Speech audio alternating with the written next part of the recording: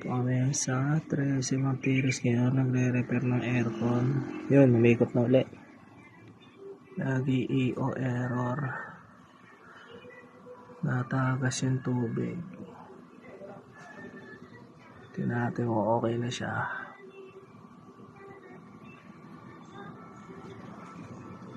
Parang waterfall siya.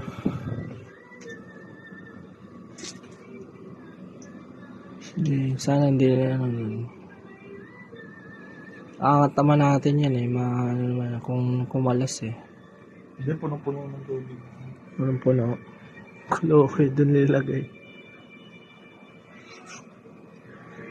Yan, umiikot na ulit. Wala na po siyang error.